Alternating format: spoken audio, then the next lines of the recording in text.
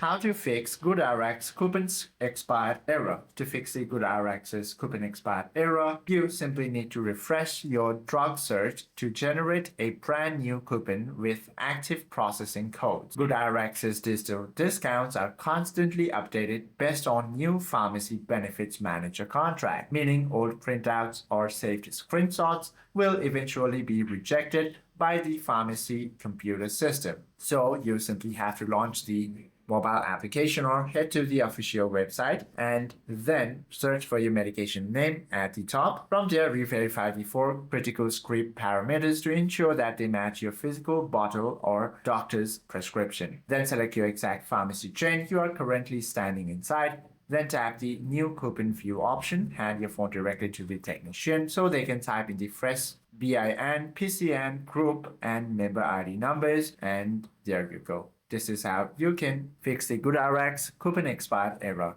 Hope this video helps you out a lot. If you have any questions or queries, do comment down below.